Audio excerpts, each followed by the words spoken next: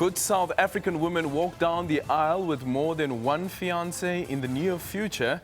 The Department of Home Affairs has gazetted a new green paper for the Marriage Act.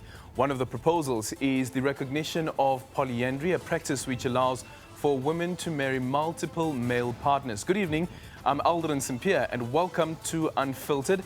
Eyebrows have been raised following the announcement, with religious followers calling it a sin and some traditionalists slamming it as un-African. Gender activists and advocates, on the other hand, have welcomed the initiative.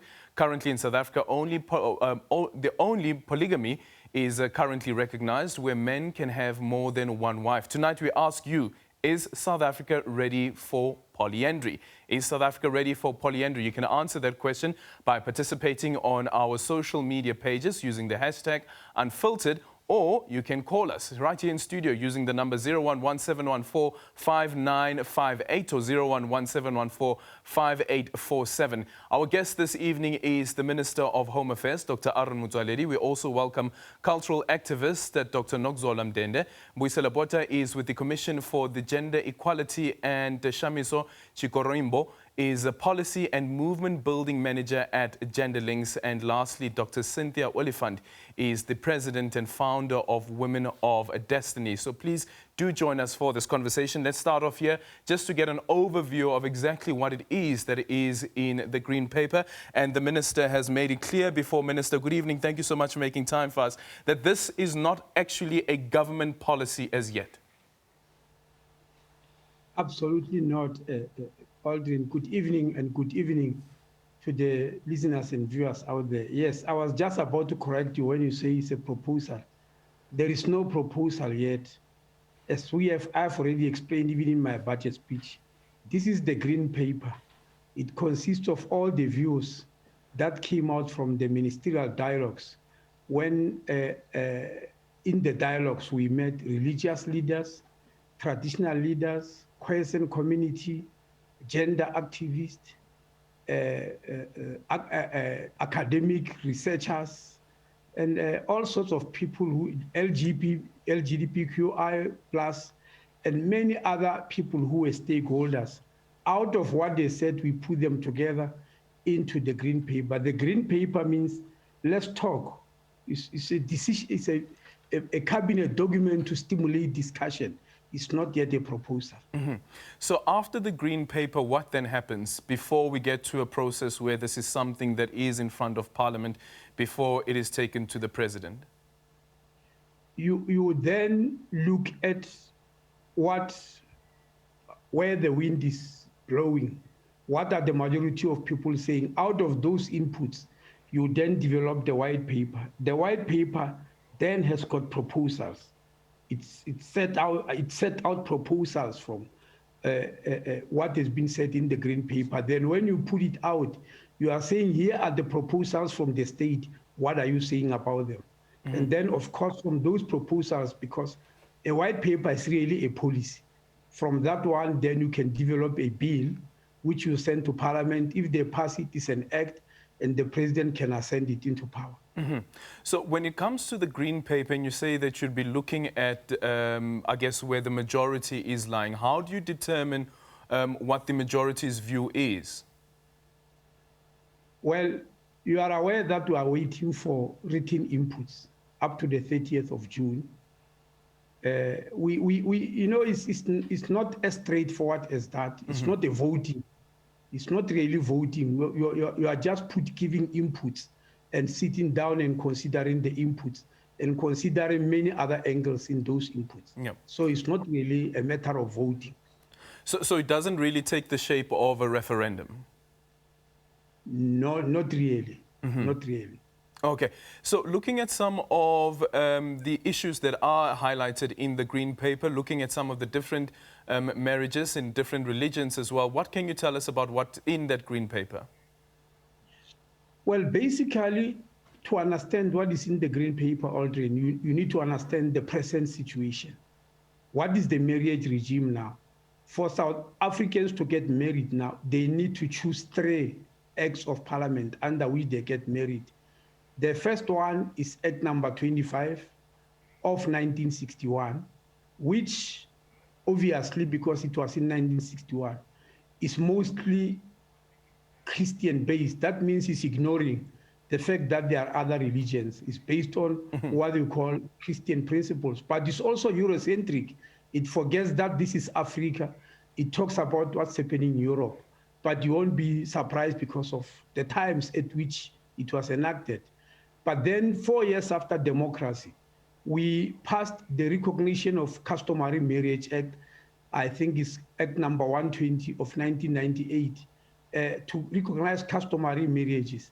Then in 2006, we passed the Civil Union Act, whereby which is for marriage for same-sex couples. But if you look at all three of them, we realize later that there are still lots of gaps that are not in line with our constitution. Number one, quite a number of religious marriages which are occurring but are not on the statute book, they are not recognized. The Hindu marriages, the Muslim marriages, the marriages according to Jewish rites, but even marriages in Black rural communities, even in royal houses, there are a number of ways in which people in royal houses get married, and those are not on the statute books. So we looked at all those weaknesses. The other weakness is that none of the acts can prevent or protect a young girl from getting married. If the parents want to sign that girl off, they can do so just by signing a consent. And that girl below the age of 18 is married, or the boy below the age of 16 or 17. Now, that obviously is very wrong. But the other thing is, if you want to get married and you want Home Affairs to issue with a marriage certificate, you have got to go to only two groups of people: a minister of religion or a Home Affairs official who has been given the right to solemnize marriages.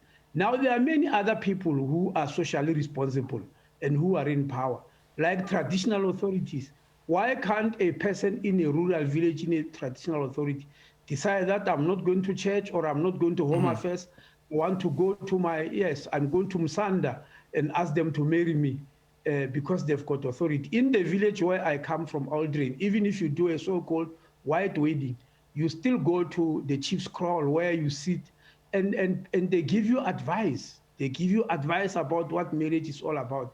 Why can't they be allowed to solemnize marriage where we'll say somebody in the royal family is trained, and when their papers come to Home Affairs, we are able to issue a birth certificate? So those are the things we really want to correct. And when it comes to the argument, for instance, that some people would make, and you now made an example of children being married off to elders, that this was part of probably a culture, a custom for a certain traditional group. So are we now saying that what we want to do is bring everything in line with the Constitution, and also taking into consideration the issue around equality? Well, in the final analysis, the outcome of everything we are doing, we must produce the outcome with three characteristics. That's equality, that's non-discrimination, that's human dignity. Those are the three qualities we are looking for. And if you check those qualities, you'll find them in section 9 and 10 of the Constitution of the Republic of South Africa. So that's where we want to end up. Yeah, and I'm also asking this on the basis that some people would say, for instance, that polyandry is un-African, and then you have a constitution that says that it recognizes your culture. So how do you balance that too? Well, that's why the Green Paper is let's talk. Let's see where the people of South Africa want to go, because Aldrin, it will also be wrong just to keep on sticking on something that is not keeping with the present times by saying it's culture, because culture is never static, by the way. There are people who believe that culture is something that is from God and nobody can change. Culture derives from the experiences of people and the objective conditions people are going through at that particular moment in time. Then they call them culture. It will survive and be appropriate at one stage of life, but in another era, it will no longer be appropriate. So we shouldn't try to believe that culture is static and we are going to stick to it at all times, because that's very wrong. Okay, when we come back, we raise another question in relation to this proposal, or rather, as the minister said, it's not a proposal, but it is in the Green Paper, the discussion around polyandry and polyamorous relationships within South Africa's democratic dispensation, where the Constitution says that it recognizes everyone, no discrimination based on gender, no discrimination based on sex. Does this then also apply to the LGBTIQ community, and how does it apply? Please do remember that you can be part of the conversations by calling our studio line, and you can also drop me a tweet at Aldrin St. Pierre. Use the hashtag Unfiltered.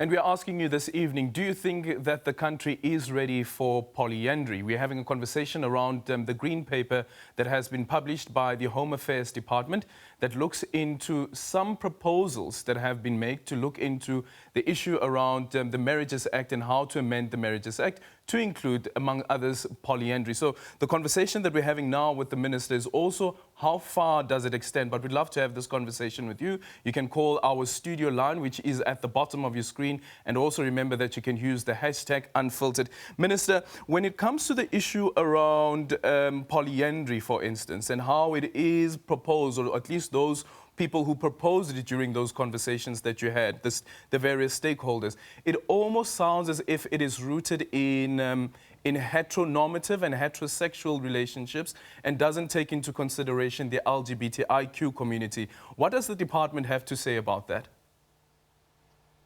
Well, Aldrin, as I've already told you, these are not proposals from our department. Yeah. These are views from people at the ministerial dialogues.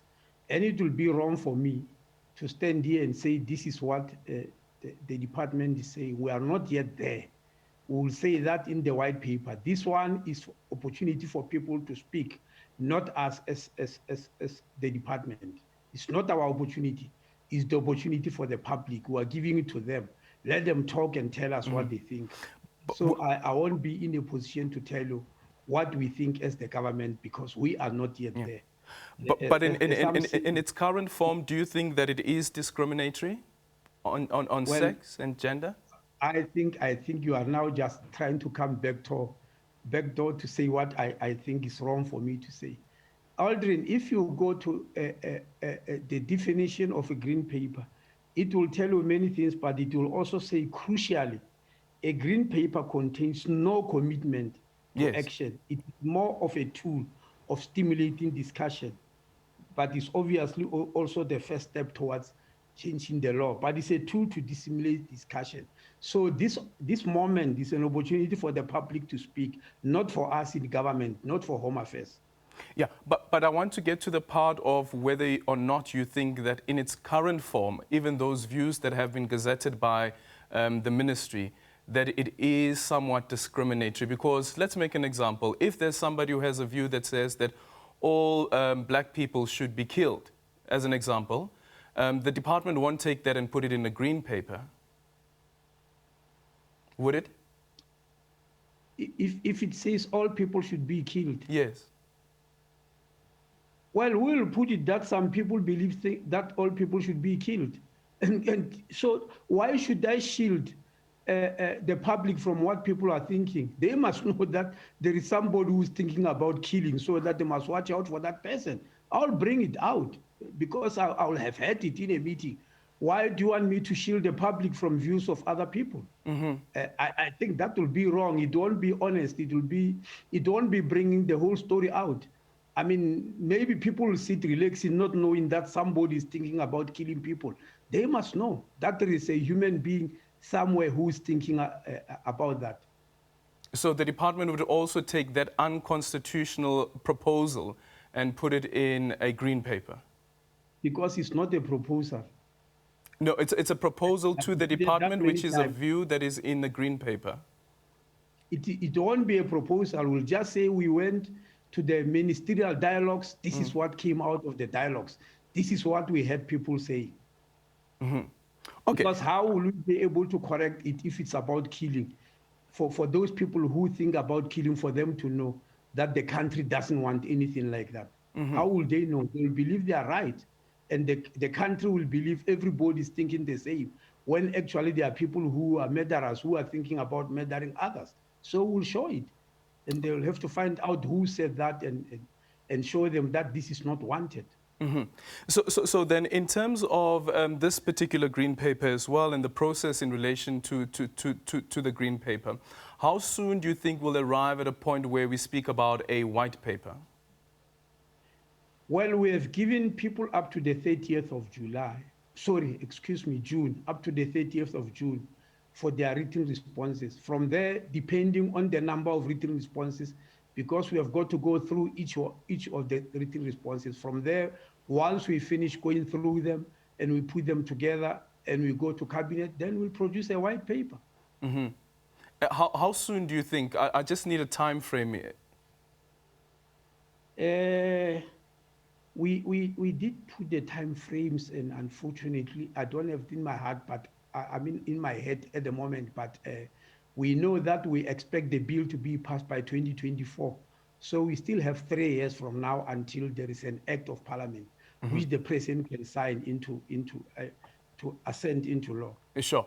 Okay. And then according to your understanding of how the law works, does it mean that, let's say, for instance, the view that says that, sure, on the basis of what the Constitution says when it comes to equality, this is a proposal that the Department of Home Affairs is now putting into its white paper.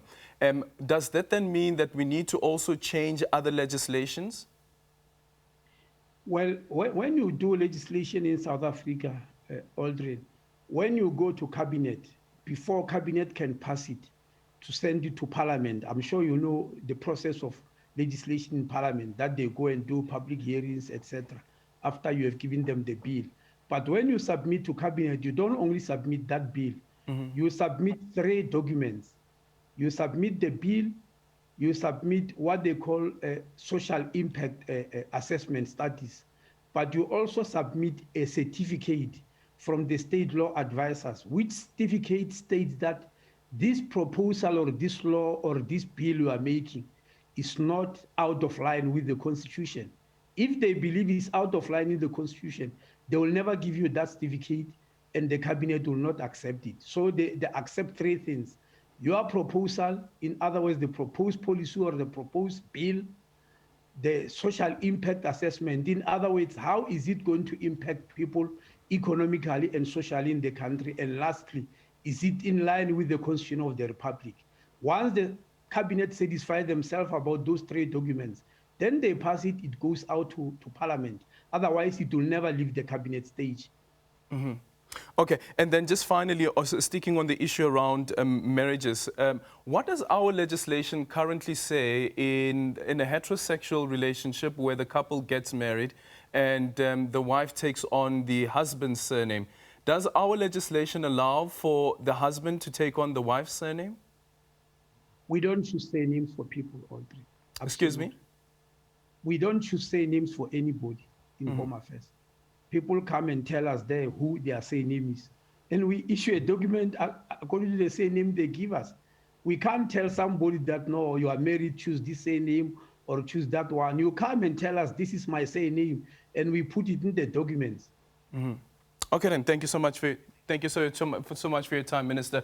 That is the Minister of Home Affairs, Dr. Aaron Motsoaledi. When we come back, we have that conversation and debate around that green paper and also polyandry. Remember that we'd love to hear from you as well. You can call our studio line, and also you can drop me a tweet that is at Aldrin St. Pierre, and please use the hashtag Unfiltered.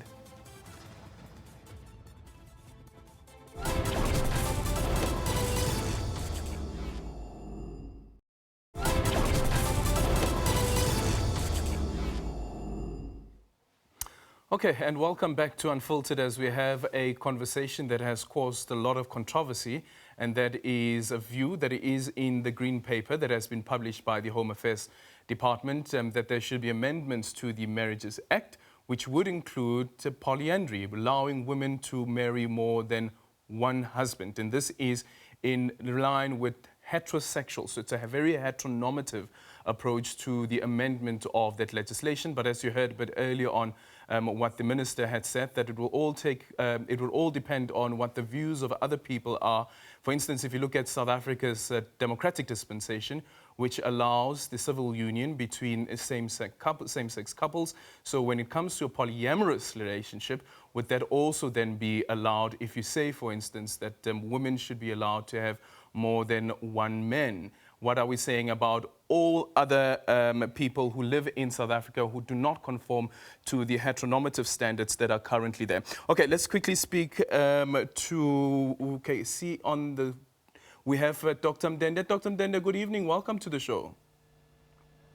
Good evening. Good evening. Thank you for inviting me. Thank you so much for making time for us. Just quickly give us your view on that view that is in the Green Paper, and the minister emphasizing that it's not a proposal.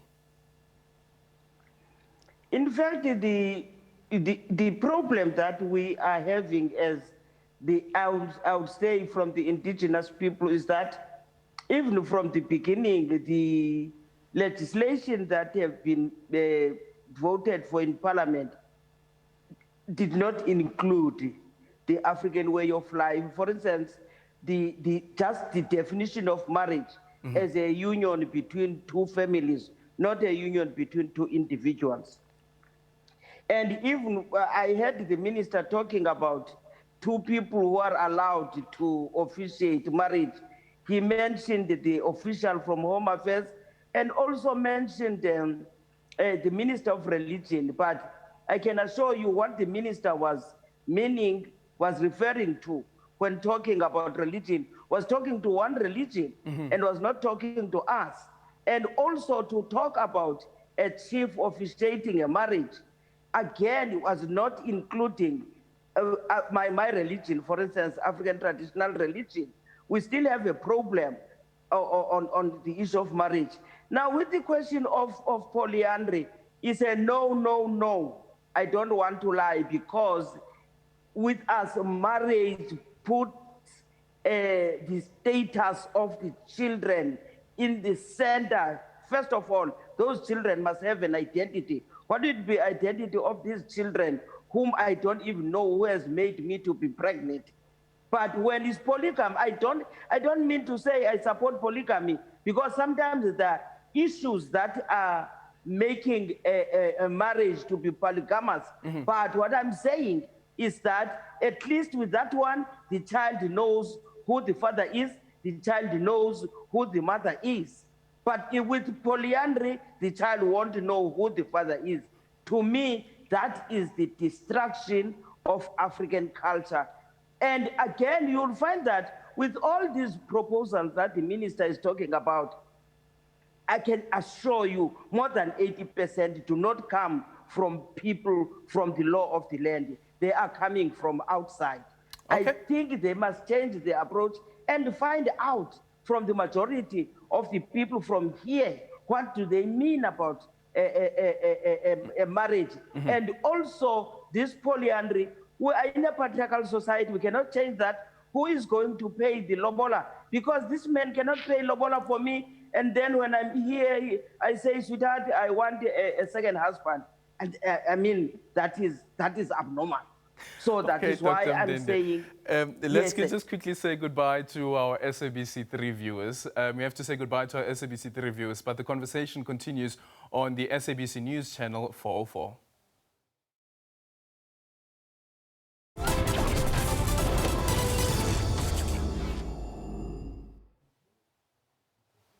Okay, Shamiso, you've heard what Dr. Mdende has said. Good evening. Thank you so much for joining us. What's your response?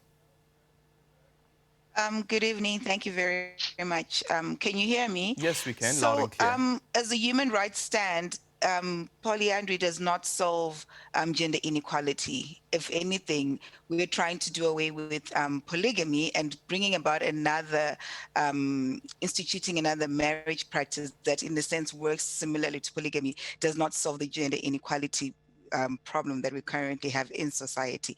And what I think people would need to know is that in most situations of polyandrous marriages, it's actually women continue to be discriminated against, because usually families are the ones who institute such marriages, and usually families are trying to keep property within the family, and hence the woman is then positioned in a situation where she is kept within a particular family specifically to keep land rights within a specific family. So it does not solve the gender inequality problem that we have currently in society.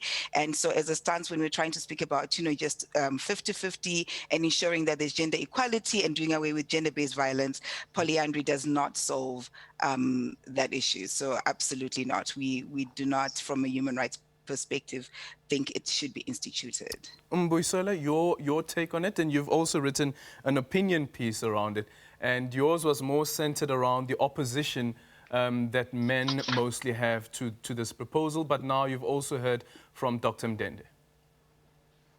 Well, yes, again, thank you for inviting me. I mean, the piece I wrote in the Sowetan you are referring to, I mean, it spoke about, I mean, we're arguing, Adrian, I'm arguing that men are up in arms, and understandably so, because look, Adrian, we have normalized inequality, we have normalized, patriarchy. I mean, Dr. Mdende said something which I think is very, for me, is problematic and very uncomfortable, that we are in a patriarchal society, we can't change it. I think that's problematic. I mean, we must work towards, all of us, Dr. Mdende included, we must work towards ensuring that patriarchy is eradicated in our lifetime. So Adrian, to answer your question, Dr. Mdende is shaking her head.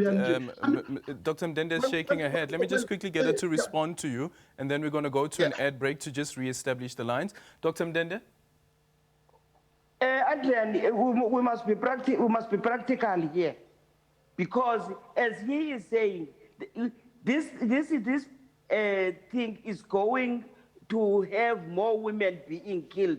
When I'm saying patriarchy, today I cannot pay lobola for a man as a woman. So it's my husband who must pay lobola for me. So if now we're talking of polyandry, who is going to pay lobola here? So there are many deep-seated issues that should be clarified first before we can theorize that we are going to deal away with the patriarchy. What you must deal away are these outside definitions of patriarchy, matriarchy, and so on and so on and so on. Okay. With us in the rural areas, we're not talking about matriarchy or patriarchy. We are talking about complementing each other. Okay, and so probably there are definitions to those that speak to the issues that you raise around patriarchy. We're going to go to a quick ad break. When we come back, remember some of your comments as well as your calls.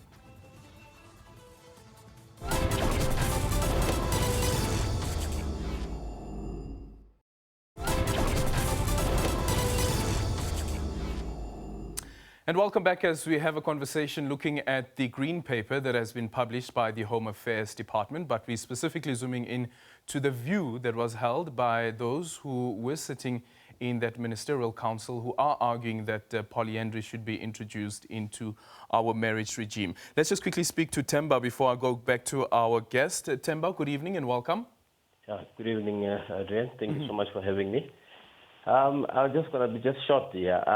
As for me, I think the polyandry thing to me is out.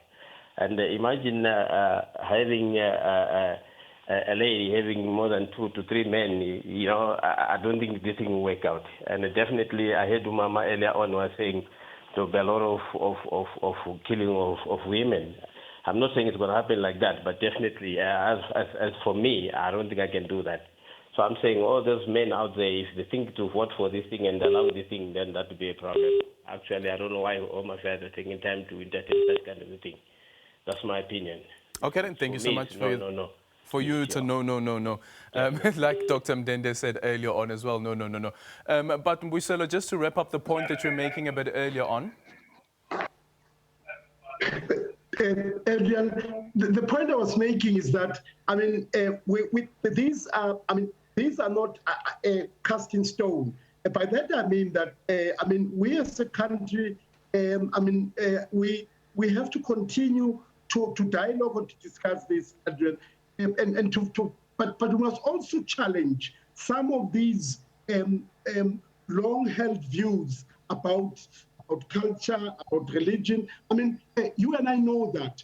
We never thought that we would have the Civil Marriage Act. And look where we are now. Mm-hmm. There was this uproar. Same-sex people marrying each other, one another. All of us thought that it would not happen.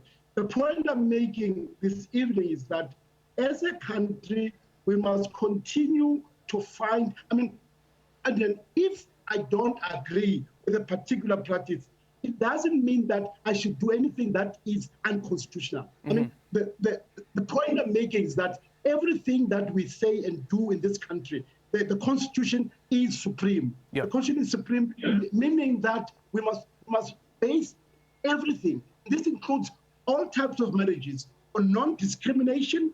We must talk about dignity of individuals in these relationships. We must talk about equality. And look, I am not naive to think that these are easy or they are easy conversations. The point I'm making is that we must also come back, Adrian, and talk about the woman's agency. Yeah. That it is, in fact, at the core of it, it's about the woman's agency. It is the woman's body, about herself. Okay, Dr. Oliphant, thank you so much for joining us as well. Just your view then on this view in the Green Paper and listening into what some of our panelists had to say this evening. You know, Adrian, there's a problem. Dr. Mdende, I just need you to quickly hold. The question is actually posed to Dr. Oliphant. Dr. Oliphant? Okay.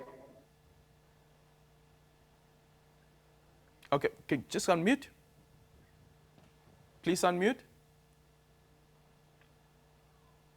Dr. Oliphant, I just need you to quickly unmute your or if you can take out the headset. It seems there's a problem with the headset. You can go ahead. Okay, perfect. We can hear you now. Great.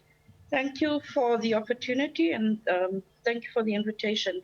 From just as a woman, already the issue of having two husbands, thinking about the conversations that we're currently having with regards to gender inequality, yes, but also gender violence.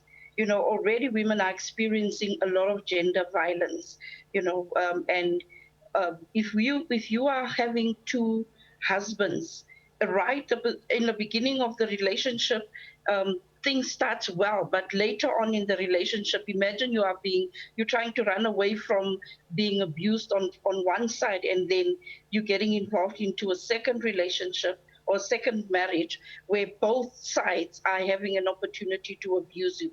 That's the one thing. And from a Christian perspective, no. Biblically, one man for one woman for one man, and that is what I stand for. So your opposition would also be you're opposed to polygamy? Polygamy, both, and definitely totally out of the question. Okay, Shami, so Mbuyiselo speaks about agency and women exercising the agency. And I know the point that Dr. Oliphant is also bringing home, the current situation that the country finds itself in around the GBV. And this is something that you touched on a bit earlier on. But what about agency? When the woman says that this is what I want to do, this is why I want to express my love. Yeah, on paper, it looks incredibly attractive. It looks incredibly possible that women would have agency in these situations. But the honest truth is that they wouldn't have agency. It's when lobola negotiations take place, when they happen, women are not in the room. They're not even consulted, and yet they find themselves in marriages that they don't want to be in. So it does not, polyandry or polygamy do not speak to providing women any source of agency. It doesn't speak to providing women a choice, so to speak, you know. So it looks really incredible, and we can go on about it from a very like superficial perspective and say, yes, it allows the women to have agency. I mean, when you look at it economically, how many women really are in a position to actually pay dowry, to say, I will take a husband? You see, the thing with polyandry, it continues to reinforce, you know, the patriarchal practices where actually family members negotiate the marriage, you know, so there's no way agency is given to the women. So it will continue to perpetuate gender-based violence. It will continue to perpetuate inequalities in whatever context that it might come in. So I think what the paper should change to is actually, unfortunately, doing away with both polygamy and polyandry. Okay. Joe, joining us from Randburg. Good evening, Joe. Good evening, Andrea. I am very surprised about these women who are saying that polyandry, no, but polygamy has been accepted from time immemorial in South Africa and anywhere in Africa. So the point is, if you look at the Constitution, and Botha is right when he says that this is a supreme law of the country. It talks about equality. And then if you're talking about polyandry, I do agree that it is necessary but insufficient to dismantle patriarchal norms and practices. But you must understand that it also gives women an agency to choose as well, just like men are allowed to choose. So we need to be aware of the fact that I'm surprised. You see, women, many of them who are there, sitting there, they are just perpetuating this notion that only men can benefit this, and women cannot do this, and so. Okay, Joe. Let me get them to quickly respond to that. Dr. Mdende, let's start off with you. Dr. Mdende? Thank you, Adrian. The gentleman was still speaking. You know what you must also understand when we are talking at these levels, there's a class system here. You find that people from a certain class, they talk on behalf of people from another class. That is number one. And number two, people from one gender talking about people from another gender as if they are nice people. What I'm trying to say here, can we please go to the people at grassroots level? Because when you are talking about rural women, their decisions and so on and so on, can we hear from them? What are they saying and not speak on their behalf? And at the same time, can men not talk about the status of women as if they are liberating women themselves? And yet we don't know how they treat their wives at their own homes. Let women speak for themselves, because that is why I'm saying here, even when we're talking about the law or that constitution, it's talking about individual rights, it's talking about material things, it's not talking about the development of the family values and so on and so on. And even when talking about marriage, we're talking about civil marriage, which is based on the Roman customary law and the Netherlands customary law, and not talking about the South African, the African customary law. It is as if these other laws are not based on their customary laws. What we have not done in South Africa is to have the law of the land taking prominence. What is happening was dictated by those laws that came by the sheep here. So things will never be normal until we look down on what is the law of the land saying. Okay. Because with myself as a rural woman, as a paternal aunt, I'm not ruled by men. But now these people at the upper levels, they think they know what is happening in African culture down there. Yes, it is dynamic, but there are deep-seated structures and values that are genderless. Okay, Dr. Oliphant, what do you say to somebody who may argue and say that, as Mbuyiselo does in his piece, he says that this is also a challenge to patriarchy. But then somebody else arguing and saying that in a situation of this nature, looking at our socio-economic condition, could it be and make an argument and say that for the wife who decides and says that I want to have multiple partners, that those multiple partners will also be able to bring in some sort of financial benefit towards the bringing up of the family?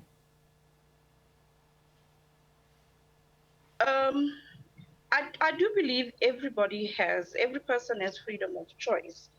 However, there are a number of things that comes with this. Yes, there's the opportunity of opportunity to financial freedom or access to finances for a woman, but then there's also responsibilities that comes with it, and there are requests coming from both husbands or the many husbands, because polyandry doesn't only refer to one woman where having two husbands. It speaks to multiple husbands. So where does it start and where does it end?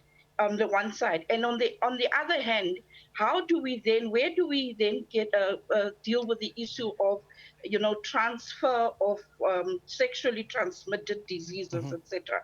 When do we curb that? How long will a woman continue with probably almost selling her body, making her body available to a number of husbands, etc., simply because of financial constraints?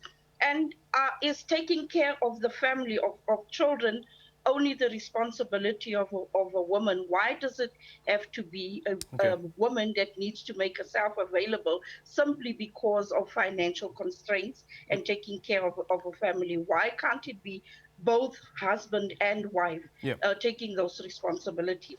Or wife and husbands, that's a plural. Buisela, just quickly, closing remarks. I'm going to give you a minute and then I'll come to Shamiso and then Dr. Mdende. I mean, violence against women, femicide, all of them, Adrian, are giving all of us an opportunity to engage in this uncomfortable. But just to end by saying that I, as a man, I have a responsibility, because women don't violate themselves, don't kill themselves. I have, in fact, a bigger responsibility to, in fact, engage, call out other men. So I make no apologies for working with men and boys in ensuring that we free ourselves from the shackles of patriarchy. Thanks, Adrian. Okay, Shamiso? Okay, thank you very much, Arian. I think my comment is just, to remind people that even in polyandrous relationships, patriarchal practices continue to dominate. The women they do not exercise agency, because half the time the negotiations are made in the absence of women. And when it comes to even when we speak of the economic rights or land or property inheritances, it's usually suited for the families, and women do not at the larger sense actually exercise their agency, and we do not bring about gender equality by bringing about polyandry. Thank you. Dr. Mdende? Thank you, Adrian. Let us remove stereotypes, first of all, when we are defining ourselves.